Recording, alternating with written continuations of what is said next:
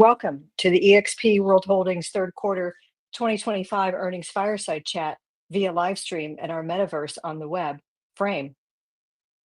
My name is Denise Garcia, and I manage investor relations for eXp World Holdings. Today, we will begin our earnings fireside chat with remarks from Leo Pareja, CEO of eXp Realty, Wendy Forsythe, CMO of eXp Realty, Felix Bravo, Managing Director, eXp Realty International, Jesse Hill, Chief Financial Officer of eXp World Holdings, and Glenn Sanford, Founder, CEO, and Chairman of eXp World Holdings. Following our prepared remarks, we will open the call to a Q&A session with our speakers. Let's begin with a review of the forward-looking statements. There will be a number of forward-looking statements made today that should be considered in conjunction with the cautionary statements contained in the company's SEC filings. Forward-looking statements are subject to various risks and uncertainties that could cause our actual results to differ materially from these statements. Please see our filings with the SEC, including our most recently filed annual report on Form 10-K and quarterly reports on Form 10-Q, for a discussion of specific risks that may affect our business, performance, and financial condition. We assume no obligation to update or revise any forward-looking statements or information. As a reminder, today's call is being recorded, and a replay will also be made available on eXp World Holdings. Now for a few logistics, and we'll get started. Welcome to our metaverse on the web. For those of you joining in Frame today, to zoom in into a specific screen, you can click on that screen and then click Zoom In.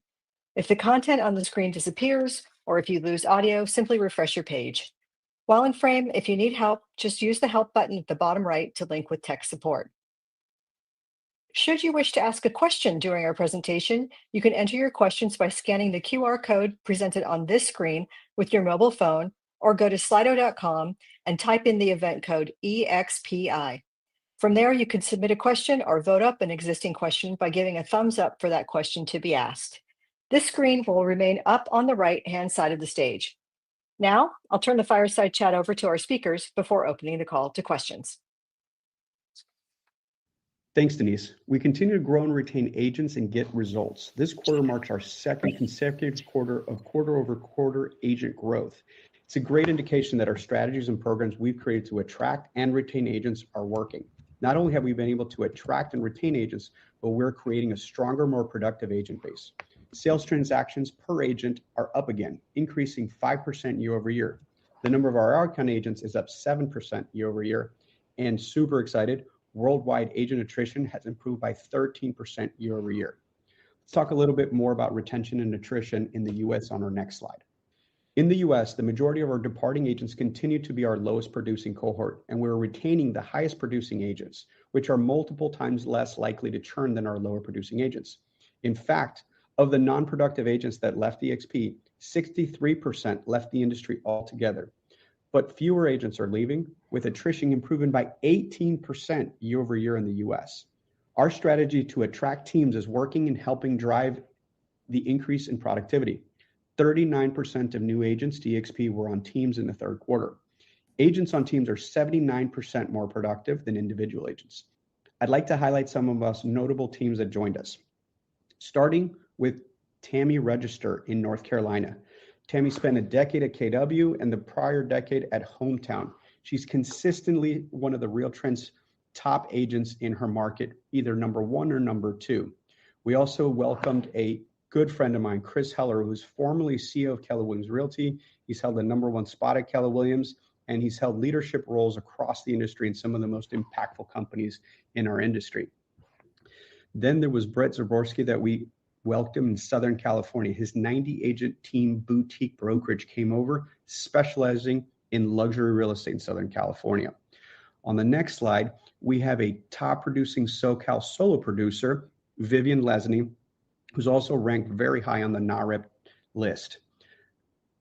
Two of our San Diego powerhouses, Kyle Whistle and Dan Beer, came together to create the Whistle Beer Group. This merger will be one of the largest teams we have at eXp, with over $1 billion in sales in 2024 and with huge goals for 2025.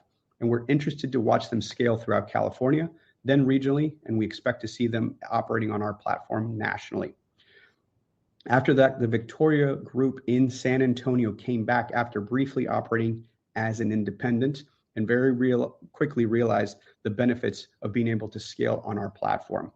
On the next slide, we have K2 out of New Mexico. They're the #1 Zillow seller home team who was formerly independent and now is joining us to scale. Right next door in Texas, Amy Tapp as an independent broker joined us as well, which has been a testament to how we continue to recruit independent brokerages. And last but not least, in the third quarter, we welcome the Impact Room, one of Denver's top teams. Their 31 agent team closed 305 million in sales with over 400 units in 2024, and we're excited to see what they do here. On this next slide, I want to touch up on eXp University, which is a testament to the execution on everything we just delivered. FastCap has been in effect for over 12 months now, with 17,000 agent registrations for the program. And the agents that complete the program are reporting seeing results in both the number of appointments and agreements executed, whether it's buyer agency agreement or listing agreement. On the heels of that, we've just launched Fast Attract. And most recently, we announced an AI Accelerator 8-week program. With that, I'm going to pass it to Wendy so she can give you more statistics on what Fast Attract is looking like. Thanks, Leo. And building off of all the great information Leo was just talking about on eXp University, I want to share about our Fast Attract program that eXp University launched in Q3. This is a program distinctly launched to help our agents build their revenue share lines. In Fast Attract, we focused over a 6-week period helping agents build their skills around building revenue share. And we had tremendous results with this program. In fact, the program was piloted in Q3, and the results were so successful that we're continuing on with the program in Q4, and it will become a part of our curriculum throughout 2026. So welcome Fast Attract to eXp University's curriculum, and congratulations to our 138 agents who had such tremendous results during our pilot program. We're really excited about the skill development that Fast Attract will bring to help so many of our agents build their revenue share skills. Leo talked about the number of new joiners that were highlighted in the media. The second part of our PR strategy, in addition to highlighting our new joiners, is highlighting the thought leadership of our leaders in the media. And in Q3, we continued to highlight prominently our thought leadership around marketing and branding, AI and technology, women in leadership, and advocacy for the consumer, grabbing headlines in all of the major industry trades for eXp. This is an important part of our brand messaging and voice strategy, and we did a really great job in Q3 in getting those headlines for us. In-person events continue to be another great part of what we do to build our culture and align in spending time with all of our agents here. And during Q3, we were excited to host a really phenomenal group of our top producers in Scottsdale, Arizona for our Q3 Mastermind event. During the event, we had 387 agents attend the Q3 Mastermind event, and it was a full 2-day event of masterminding, idea sharing. We had a top industry speaker, Jared James, there, and the event achieved top feedback for collaboration and idea sharing. So we were delighted with that outcome. And these events really are a core part of culture and collaboration.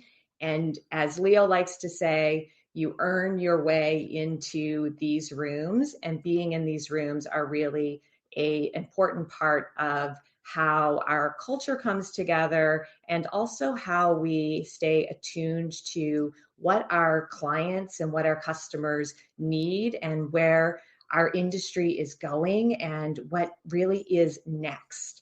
So that leads us to an event that didn't happen in Q3, but an event we spent a great deal of time planning in Q3, and that was eXpCon in Miami that just happened at the beginning of, or just a couple couple weeks ago in October. But as I said, we spent a great deal of time planning in Q3.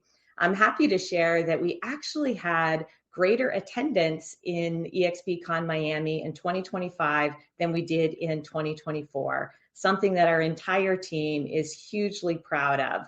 We had a great event, and it truly was a time for our culture to shine. We had over 105 breakout sessions. We had over 50 of our eXp agents shining brightly up on the general session stages. And something that was really exciting about the event this year is that we capitalized on what we in the marketing world call user-generated content.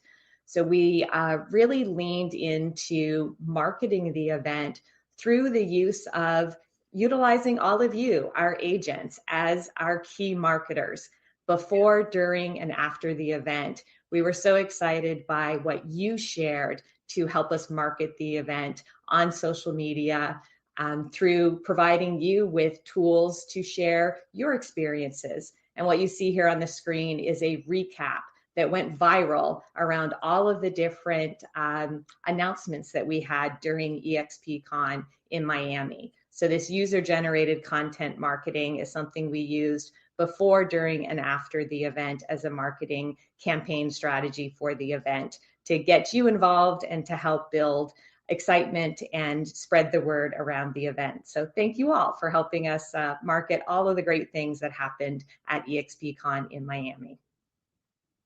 Next, I want to give a little love to our operations team and share a little bit of the day in the life of what our operations team works on every single day.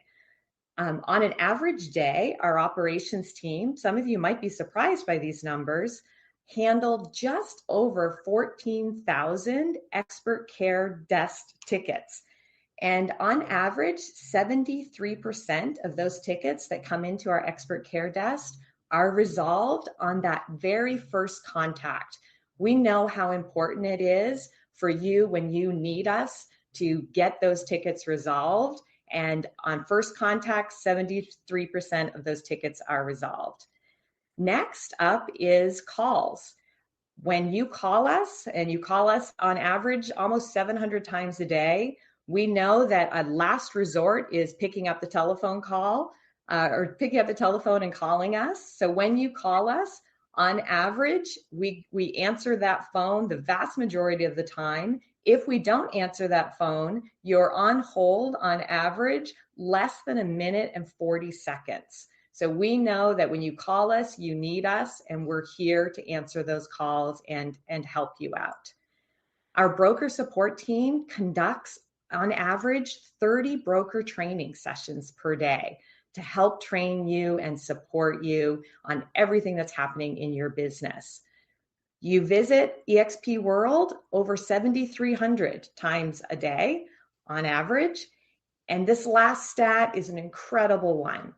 On average, 9 agents a day become icon agents here at eXp in Q3. A phenomenal stat, and one that I want to share a huge congratulations to all our icons agents, as this year we celebrate the 10th anniversary of our icon agents. So huge congratulations to all of you. All of these factors that I just shared and that Leo was just sharing all contribute to our value stack. And in this quarter, we saw an increase in our production per person year over year. And that is in part due to the investment we continue to make in this value stack. So we saw a 3.5% increase year over year from 5 transactions per person up to 5.2 transactions per person. So an incredible achievement. And with that, I'm going to hand it over to Felix to give you an update on international. Thank you, Wendy. And thanks everyone for being here today. I'm really excited to share all of the progress that we've been making on our international growth strategy. I'm going to dive into quite a lot. So let's start out on the next slide. As you can see, over this past year, we've been pretty busy. Year to date, we've successfully opened operations in 5 countries. We opened up Peru in Q1, Ecuador and Turkey in Q2, and South Korea and Japan opened just recently here in Q3. And the most important part about the fact that eXp continues to expand internationally is that in each and every single one of these countries, From day one, we have opened up with active agents and transactions flowing through, even global referral transactions starting to happen, which we had in Japan the very first day. This is a testament to our new country launch playbook and how we are learning to open up countries more efficiently, open quicker, ramp up our agent count and transaction count faster, but more importantly, how we're attracting the right kind of agent, the productive agent looking to build their business both locally or even at a global level. Just recently here at eXpCon Miami, we announced our plans to open up Luxembourg, Netherlands, and Romania. We are really excited about these markets, and we are building off the momentum that we have created in EMEA by launching these 3 new countries in that region. We're confident in the leadership that we have found, which ties back to that new country playbook we've talked about so much this year. Strong leadership and a strong value proposition that is focused on helping agents build the best possible business, whether that is to sell 5 to 10 homes or they want to build a mega team across the world that sells thousands of transactions. These markets are markets that are traditionally dominated by franchise and legacy models. And we have seen time and time again our ability to be disruptive in these markets and provide a better value at a more competitive split for these agents. So very excited about these 3 new countries. We also just recently announced that commercial is going international. So this is really exciting because as international scales, our demand and need from our agents to help them in not just the residential aspect of their business, but the other aspects, whether it be commercial or luxury or other affiliate businesses, is starting to build. And so we're really excited to announce that we're starting commercial in the UK. So UK commercial officially launched October 8th. And from day one, we already had commercial agents in the UK beginning to join. But more importantly, it's another added value proposition, even for our commercial agents in the US and Canada, who are now able to do cross-border transactions across the pond with their investors, etc. So very exciting about UK commercial. And I'm actually going to share a little bit more business highlights for you guys from the 3rd quarter on this next slide. So we have hit a massive milestone for us here at eXp International. After just 9 months of the year, in 2025, we have surpassed last year's total revenue number and crossed the $100 million revenue mark for the first time in a calendar year. So we have built some incredible momentum. And in Q3, our real estate transactions grew 44% year over year, driven by a 56% year over year increase in our productive agents. And that resulted in a 34% increase in productivity per person, as well as a 59% increase in sales volume. This is a testament to the fact that what we've talked about over the last year, doubling down on value proposition, focusing on working with the top performing agents in each country. Our current existing agents are leveraging the platform to become more productive than they were previously, either at other brands or on their own. But more importantly, also the new agents we're attracting. And as we open up new countries, these are agents who are coming in productive day one, leveraging our platform. We have always been where the pros go to grow in North America, and we have taken that page and we've taken it internationally. And we are now attracting some of the top teams and top agents across the world. So we're fully operational, like I said, in Peru, Turkey, Ecuador, South Korea, and Japan. And that doesn't just mean that we're open. That means we have agents doing transactions both at the local level in those countries, but like I said, already leveraging that referral platform and starting to spread transactions internationally. So the more that we continue to grow and expand, the more value proposition and opportunities we actually offer our current agents. And so on the next slide, we'll talk a little bit about what are our future goals, right? We've shared this with you guys in the past. All this momentum that you're seeing, all this building that we've done puts us confidently on track with our international market expansion strategy. So we're still on pace and still looking towards a 2030 vision of 50,000 agents in 50 countries. And we're going to continue to do this by partnering with strong leadership in countries where there is demand for a model like ours and focusing on creating the most competitive business model and most competitive value propositions for what an agent needs at the local level to sell real estate, while giving them the accessibility to a global platform. And with that, I will turn the call over to Jesse Hill, who will walk you guys through our 3rd quarter financial highlights. Thank you, Felix. Congratulations on the 100 million milestone. That's an incredible accomplishment. And now I'll walk us through our consolidated operational and financial highlights for the third quarter, beginning on the next slide.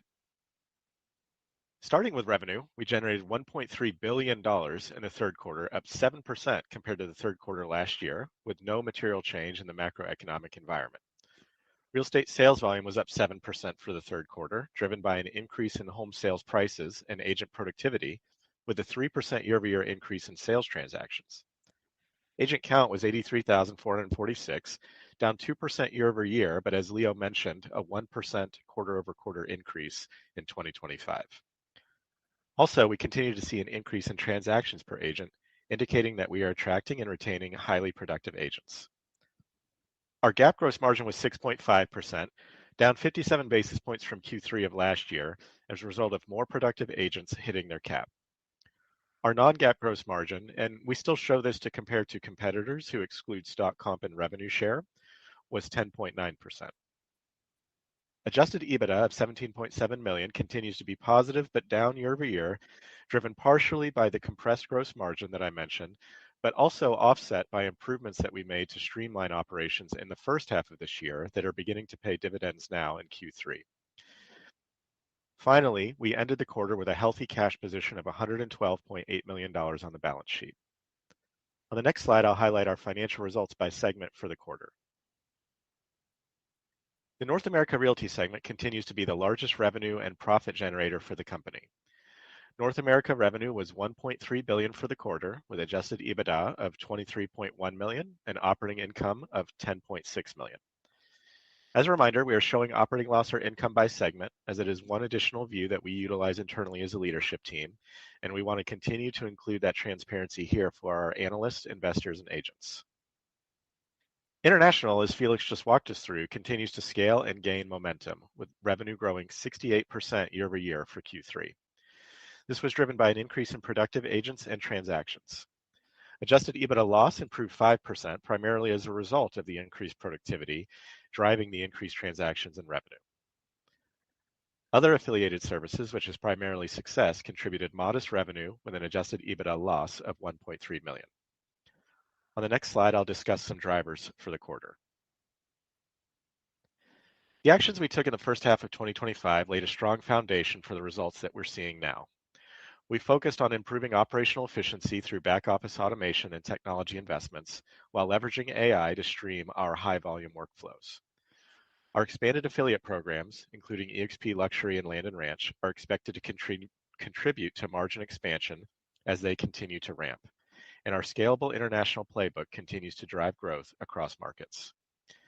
We also introduced enhanced marketing and digital community tools, empowering our agents to build stronger, more sustainable businesses. Together, these initiatives have strengthened our platform, improved productivity, and positioned us to deliver profitable growth as the real estate industry continues to evolve.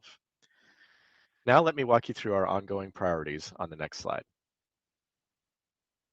Looking ahead, while we don't provide specific forward guidance, we remain focused on increasing operational efficiency and driving continued profitability. Our ongoing priorities include further leveraging AI and automation to simplify operations, expanding our affiliate and partnership programs such as sports and entertainment, and continuing to grow internationally with disciplined, scalable model. At the same time, we'll stay financially flexible, reserving the right to invest where we see meaningful opportunities to support our agents, strengthen our technology platform, and enhance long-term shareholder value. As always, our focus remains on executing with discipline, maintaining a strong balance sheet, and continuing to build a more efficient, resilient, and profitable eXp. With that, I'll turn the call over to Glenn before opening up the call to questions. Glenn? Hey, thanks, Jesse, and thanks everyone. This quarter has been about simplifying, strengthening, and scaling across every part of the organization. Obviously, I'll start with Success Enterprises because that's where I've been spending a fair bit of my time, and it now represents one of the blueprints at the edges that we're using for how we evolve eXp as a platform company. Last quarter, I shared that I'd be stepping in as publisher and managing editor of Success. Since then, we took decisive action to streamline operations and reimagine the business. We focused really on three things. AI-driven operations. We've embedded AI throughout the back office product and operational workflow. We've eliminated a ton of unnecessary complexity and dramatically increasing output per team member. We actually re-platformed success.com. We rebuilt the site from the ground up for scalability. Again, we talk about this quite a bit, but we have really an incubating team of Vibe coders around the organization who are subject matter experts that we are repositioning to actually take on core development roles of platforms and systems inside the company. And then we're also renewing our success coaching certification, which we'll launch in January 2026 with Cortland Warren. And we've also introduced labs.success.com as a hub for experimentation, learning, and collaboration. Through these actions, we reduced our annualized spend by more than $2 million since Q2, which is obviously quite an accomplishment, while improving both speed, innovation, and quite frankly, team cohesiveness. This transformation didn't just make success stronger, it also gave us a framework how to evolve other segments of the eXp platform. So revitalizing success has become really the model for how we think about platform development across eXp. Our Vibe developers, the internal product teams building for agents, brokers, and staff are now using the same approach to rebuild systems company-wide. And a standout example of this progress is the eXp Connect Hub. Really, the hub was born from labs.success.com, which ironically, we actually started working on Labs on August 7th of this year, and it's now a fully featured personal development social network for the personal development industry. And we forked that to become the eXp Connect Hub little less than 2 months ago, and it's now deployed. We have thousands of agents, brokers, and staff now using it. And we've been able to do that really because of what's going on with AI, 10 times faster at literally less than 1/10 the cost of similar featured SaaS collaboration tools that exist out there in the marketplace. So it's not just about cost, it's also about capability. Our Connect Hub really gives us complete customization across every team, region, and community in eXp. So agents, leaders, and staff can design digital spaces that integrate communication, learning, dashboards, and automations all inside of our ecosystem. It's really been built for how we actually work: decentralized, agent-centric, and global by design. The eXp Connect Hub ties together the 4 strategic parts of our business, creating a unified platform that scales globally. eXp Realty North America, obviously the engine of the business, international, success, and framevr.io. All of these really create this global connected network. And really, we think about this as a platform that no other brokerage can match, one that integrates full stack marketing, deep personal development and mindset growth through success, health and wellness resources for sustained performance, and a fully immersive global collaboration layer powered by Frame and the Connect Hub. Everything we're building, from AI co-pilots to digital community tools, is designed to help agents build scalable, sustainable, and life-changing businesses. With that, I'll turn the presentation back over to Denise to facilitate the Q&A. Great. Thanks, Glenn. So I'll kick it off with a question for everyone on the team before we open the call to questions from the audience and our analysts. First, this one's for you, Glenn. Since you started eXp, you've often talked about eXp being the platform for the future of real estate. How do you see that platform vision playing out now? Yeah, no, thanks for the question. We've seen this really since the internet started to take shape and form. The ability for people to be connected in a way that allows them to operate more seamlessly. So it's obviously started with things as simple as email.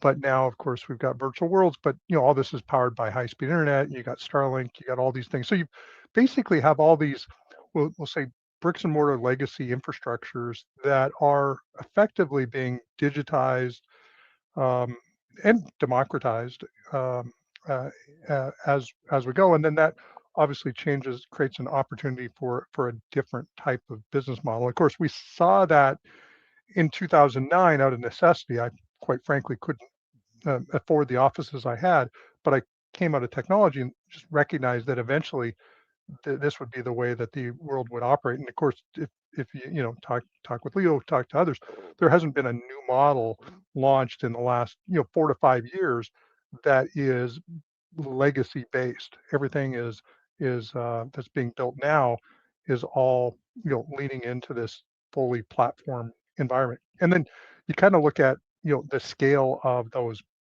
platforms, and we are one of 4 or 5 platforms that will fully scale out over time to capture a pretty good portion of the organized real estate business. And of course, with everything else going on, it's even puts us fortunately, but at some level, unfortunately, um, but fortunately, on a major way, we're super well positioned to take advantage of the new changes that are happening in the industry at large. So that only happens because of sort of this platform piece. And I talked about it in 2017, 2018 on earnings calls that I believed fundamentally that there would be about 5 different platforms for real estate. And as it's looking, it looks like those will generally be the platforms that will emerge as the winners. So if you have fun, go back and listen to some of the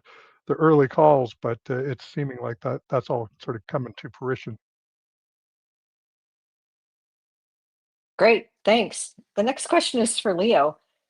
Leo, as you mentioned, eXp continues to narrow the gap on agent growth in the US.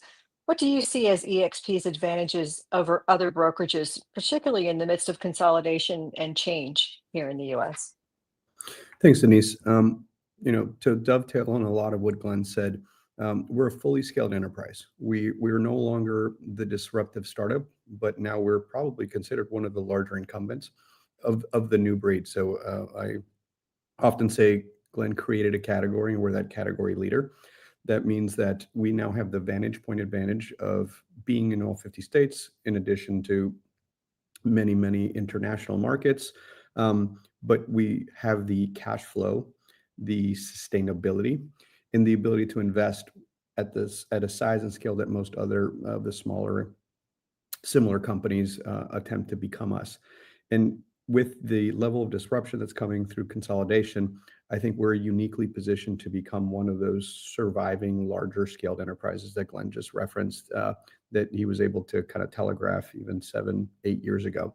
And so a couple things. One is no one company or model will capture all the market. So if you look historically to the previous incumbents of Remax and Keller Williams in both of their heydays, they never really got above 10 or 15% of total agent count in the United States in any given year. And that variance depends on the total number of agents at NAR to the total number of folks in this subsequent companies. So it's not a winner take all situation. And I think the Compass Anywhere combination will probably serve a specific market of agents who are attracted to kind of the brand first model, versus we fundamentally believe that we're secondary to the agent. We believe the agent is the brand on the ground. And I think we continue to refine who the agent we serve is. And I always like to say we're the home of that entrepreneurial agent, whether that is a solo producer or whether that is a team leader who wants to build, a scaled enterprise, multi-state, multi-market. I typically refer to us as a platform. So I would say some of our competitors want to be the app in the App Store, and we actually want to be the iOS, providing them the tools to become the app. And what I am very confident is in this new world of fewer larger players. I think the only question is which one we will be, either 1, 2, or 3. But we will definitely be one of the scale players that has an opportunity in this unique marketplace. Thanks, Leo. Ask the next question to Wendy. Wendy, what do agents want most from eXp, and how are you evolving the agent value stack to meet those needs? Thanks, Denise. I think there's two things that agents are really looking for from eXp. And the first one is innovative tools and technology to empower their business growth. Agents need to stay ahead in a competitive market. So they're turning to eXp for its forward-thinking solutions, whether it's Canva, whether it's CRM of choice, Revenos, PayNow, or My eXp, just to name a few. These are all tools that allow the agents to empower their marketing, branding, and lead generation to be more accessible and effective so that they can scale their businesses effectively. The second thing agents are looking for from us are training, coaching, and community. While we are a virtual brokerage, we are deeply rooted in real connection and education, whether it's our weekly big agent meetings, eXp University, Elevate Coaching, our one-on-one mentorship programs, or eXpCon in Miami that I talked about during the presentation. We find ways to place real value on continuously learning, growing, and connecting together with our top producers, with supportive peers, and with our leaders. So those two pillars, tech innovation and a collaborative community, creates a powerful environment where our agents can thrive regardless of where they're at in their career. As Leo likes to say, we are a platform where you can build the dream for any size, no matter where you're at. Thanks. So next, I'll go to Felix. How is eXp different from traditional brokerages in the newest countries that you've just added? Yeah, thanks, Denise. I think that's a great question. In the Netherlands and Luxembourg, we see a market that is traditionally dominated by employed models. It's very similar to what we've seen in the UK. UK is traditionally, most agents are employed, and so they have a fixed income and a base salary from their brokerage or their estate agency. And over the last 5 or 6 years since we've been open there, we've been disrupting that model. And actually, most recently, over the course of this year, we are now the #1 estate agency brand in terms of listings and sales. And so we've seen that our model can disrupt the employed model. And in Luxembourg and Netherlands, we're really excited to partner with agents to give them the opportunity to have much more competitive splits, but also to have a higher earnings potential and leverage the platform to grow their own brands instead of being just an employee to their estate agency. Similarly, in Romania, we see that Romania is a market that is traditionally dominated by legacy franchise models, and agents are typically on 50-50 splits, 60-40 splits, and really do not have the opportunity to build their own business. And so we've seen our success bringing our model internationally, and in Romania, we're excited to partner with the agents there that have already started reaching out because they're excited about not just our competitive splits, but the opportunities to build their own business, build their own brand. And more importantly, in most of these markets, they've never seen a rev share model or an equity model. So we're giving the power to the agents for the very first time in many cases in these markets. Great. All right. Jesse, a question for you, and then we'll kick it off to the analysts in the audience. Is there a particular growth metric that stood out to you this quarter? Yeah, thank you, Denise. We track quite a few KPIs internally, of course, but one that I'd like to highlight for Q3 was our agent productivity, which we define as sales transactions per agent. Leo highlighted this in his introduction, but just to add some more color, it improved 5.4% year over year here in Q3. And at our scale, that translates into very meaningful gains. We're talking about 83,000 plus agents, 120,000 plus transactions just in the quarter. And so incremental improvements in this particular metric really begin to compound significantly on that kind of volume. It's also a testament. We've been speaking about this for a few years now, right? The strategy of where the pros go to grow. And this is really a direct indicator on, is that actually happening, right? So the whole strategy is to recruit, train, and retain the most productive agents and teams. and a 5.4% improvement just on the quarter in agent productivity shows that that strategy is playing out for us. Great. All right, so we'll open up the call to questions. And just as a reminder, you can enter your questions by scanning the QR code that's presented on the the screen on the right-hand side of the stage. You can enter that code with your mobile phone or go to slido.com and enter EXPI and submit a question. For now, I'll take our first question from Tom White at DA Davidson. Tom, you can go ahead. Great. Thanks, Denise. Hi, everyone. Two, if I could. First on OpEx, Jesse, you called out that sizable step down in G&A, which was able to kind of offset the impact of the lower gross margins. I'd be curious just to hear maybe what you thought, like the top 2 or 3 things that you guys did or that affected that decline in G&A, and just curious how sustainable this new level is. Like, is there anything, any kind of one-time-ish or timing related things that made it particularly low? And I guess just thinking about, if the market, fingers crossed, kind of perks up at some point, next year, like, can you keep G&A here, or, will that sort of inevitably rise when revenues, fingers crossed, eventually kind of start growing more meaningfully? And then I got a quick follow-up. Yeah, thanks for the question, Tom. And we're happy to be speaking to a surprise beat on G&A, right? It really speaks to, we've had this talk track for a few quarters now, and we appreciate everyone's patience, right? We knew we were front running some expenses as we were investing in AI and automation and stacking some of that OpEx. We saw 86.5 million in Q1. We saw 89 million, excluding the one-times, in Q2, and now we're down to 82 to what we spoke to and to your question, Tom. So I can say there's nothing accrued, nothing odd. This is our new base in Q3. We reserve the right to invest in interesting things that come across, right? And we also further expect to continue to drive unit economics down. So what you're seeing now is the result of what we've been speaking to for the last several quarters.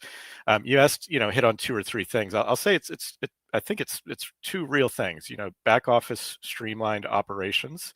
So really just taking a look at the way that we have structured our organization and the way that we process transactions and that sort of thing, and really hitting on automation there, as much as it could be driven by AI, but really just looking at it from a unit economics and efficiency play. And then the second part, of course, is the AI. We've offset a lot of what were previously manual processes. There's quite a bit of SaaS that we are now moving to internal tools and products for. So I would say it's those 2 things: streamlined back office operations and AI offsetting quite a bit of SaaS costs for us. Okay, thank you. And then just on the agent count, nice to see another quarter of sequential growth. Sounds like Teams is a bright spot. We'd love just maybe a bit more color on the Teams growth. Is it coming from particular parts of the country? Are the teams coming to you from particular competitors or other models? And then I guess as you look at your overall value prop, what could you do to even kind of turbocharge the Teams attraction more, either from like kind of how you structure the economics, or I guess I'm more curious about like the technology and the sort of the feature set side that teams need. Thanks. Thanks, Tom. I'll take that one. So it's a little bit of all the above. So one is, if you track our press releases, we have been winning across the board, not any one specific company. So legacy players, independents, and in the highest producing teams, we are disproportionately winning. So a couple fun stats. Real Trends published an article in the last couple of weeks that said of the mega team category, I think there was like 500 and some teams, we had something like 28%. Again, total population count, we have somewhere about 4% of all the agents in that are members of an AR. So we disproportionately, I would say, we are the home of the super team. And it comes from many things that have been very intentional. So I had it as one of my slides, eXp University is a value stack. that we really designed to support these teams. So, for example, FastCap at other companies or other coaching companies could be as much as $9,000 per person. So take a team of 50, which is on the higher side of the team scale that we have, and they onboard, call it 10, 20, 30 new agents per year. By putting them through our program, we're legitimately offsetting tens of thousands of dollars into their P&L and also giving them leverage. So you asked about technology, but it's also about human capital, right? So the tools that we're providing to them have become the onboarding process before their folks start to jump in. And whether it's technology that we're building internally, a lot of it being even personally led by Glenn with the Vibe coding teams, but also the enterprise agreements we've been able to strike because of our size and scale. So, Wendy's done a phenomenal job with the launch and the continuing to drive the value proposition with Canva and other tools where we can then empower them. But I think, Tom, to your question, you should think of the value stack inside of eXp University as part of our technology stack in the sense that it's all virtual, it's scaled, it's deployed. And we're having thousands of agent registrants sign up per month. And we're delivering output that most companies wouldn't be able to do internally and would almost reflect a coaching company. And the last stat that I'll share, as we look at our year-over-year growth on revenue, it's single digits that very much match the growth of the transaction count in the housing market. But an interesting stat that Jesse and team tracked for me specifically as I get in front of our top teams. So our top 250 team leaders as a group we track for multiple reasons. But that same cohort year over year is up over 15% on revenue. So if we just take the 2% growth in revenue overall as a company, our top performing teams are up double digits. And so it starts creating an ecosystem and a collaborative culture, which is literally impossible to replicate at scale in a single company. And I think that's what continues to be the biggest attraction for those hyper-productive teams. And so I would say that we very much are focused on that. I just flew in from Las Vegas yesterday, where I spoke at the Zillow Unlock conference. 2,000 agents in the auditorium, which are mostly Zillow Flex team leaders. And anecdotally, just looking out in the audience, it almost felt like an eXp event. So that's just a testament of the level of practitioner and producer that we attract and retain at the company currently. Great. Thanks so much, guys. Thanks, Tom. We had another question from our analyst, Stephen Sheldon at William Blair, who emailed me this question and asked a question for Jesse. In recent quarters, you've talked about leveraging automation to reduce the cost of processing transactions. Can you provide an update on the progress you've made there and where you think the biggest opportunities still sit going forward? Yeah, and I think it's similar talk track to Tom's question, but I can dig in a little bit more just on the processing costs of a transaction. We still think we have runway there. We are implementing tools like Doc AI, which is document review and really streamlines what you can pull from contracts and automates what is previously very manual activity. There's many examples like that in the transactions process. So we publish our unit economic costs in the 10Q. It was around, I think it was $620, $621 maybe in Q2, and it's down $523 in Q3 here. That's fully baked. There's direct and indirect costs that go into that. And the direct cost is where you get, a lot of that's like where the juice is worth the squeeze, right? Because there's so much volume going through. And that's where AI also offers the most opportunity. And we feel pretty confident that we're just scratching the surface there. We really began heavily investing in this late Q4, early Q1, and we got a lot of questions on this. Again, to my answer to Tom earlier, on how much we were loading up the unit economic costs. But now you see the fruits of our labor here in Q3, pulling out really about a $7 million run rate just from Q2 to Q3. We expect we want to drive further unit economic efficiencies there. More to come in 2026. Great. All right. Thanks, Jesse. In terms of the audience, we do have one question from the audience. Question is, eXp just won Best Use of AI by a brokerage. So looking for examples on what eXp has done to help agents remove drag from redundant tasks with AI. And that could be Well, I'll take that one because I'm kind of the AI guy on stage here. But there's a lot of stuff. So 2020, I'll just give you an example. In 2020, I had found a company that supposedly was using AI to do document um, uh, management. Um, we ended up leaving and building in-house, and then we've since using some of the newest models that have been frontier models. We now have a platform that does a lot of the more traditional transaction management type of activities. So it can do early review of contracts. It can do early review of documents that might be missing. It can be looking for things like signatures or other things. And that means that the agent touches it before it goes back in front of a real person when there are things that are caught early in the process.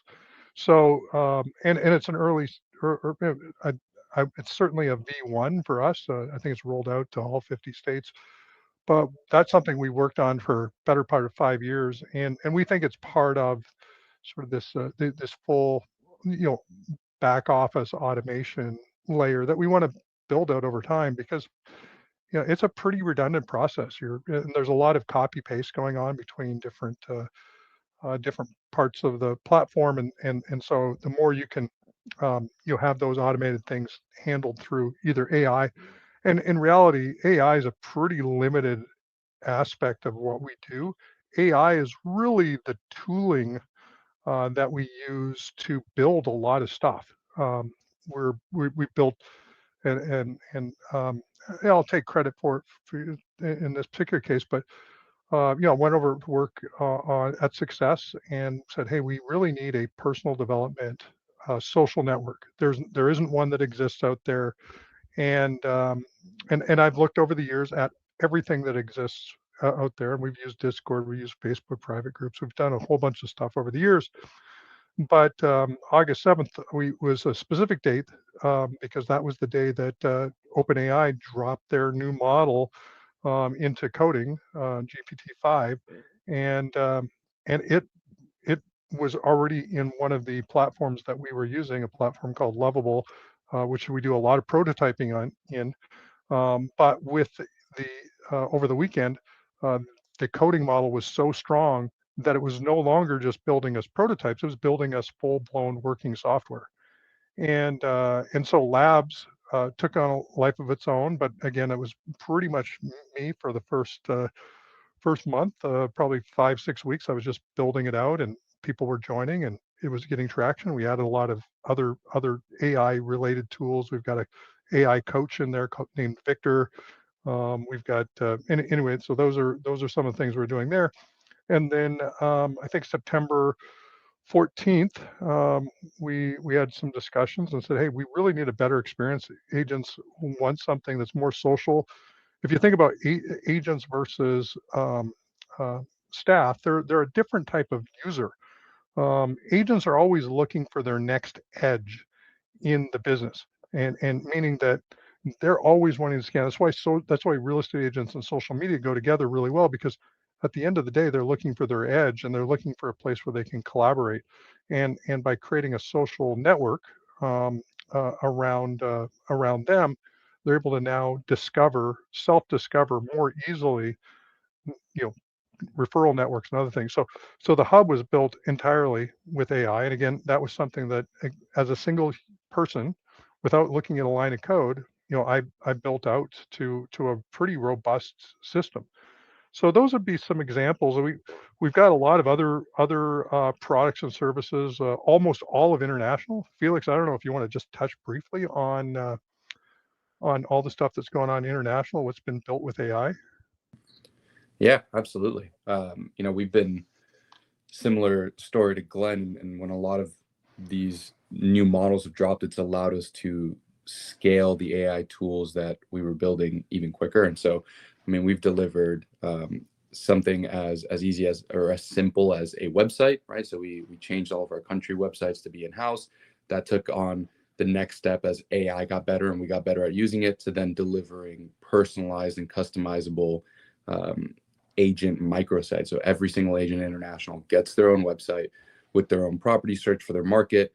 And then as we got better, it took on another life. And that's when we, just recently at eXpCon rolled out Live, which is our public facing portal. It's got all the listings of all the agents at eXp around the world, with WhatsApp integration and a ton of other amazing tools, shareable listings, and a ton coming up on that side.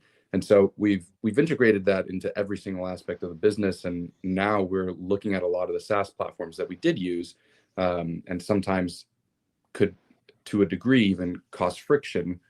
We can now in-house it and create an ecosystem where all of the tools that our agents are using communicate with one another. And so whether that's a transaction management tool and an onboarding tool guide, every aspect of communication that an agent has either with our systems or with us can now all live in one ecosystem that speaks to one another and removes a lot of those barriers or frictions and creates a more streamlined process for agents. And I think that's also in part why we've seen such a big uptick in momentum and growth on international. Agents are now getting something with us that they just truly cannot get anywhere else outside of just that business model and platform and our scale and international connectivity. So we're constantly rolling things out and excited to continue to share more updates. I think you'll see more on our side as well. All right. Well, thanks, Glenn, and thanks, Felix. Thank you, everyone, for joining. As always, please stay connected by visiting expworldholdings.com for the latest updates on eXp news, results, and events. Additionally, you'll find a recording of this call and our latest investor presentation on the investors section of the site.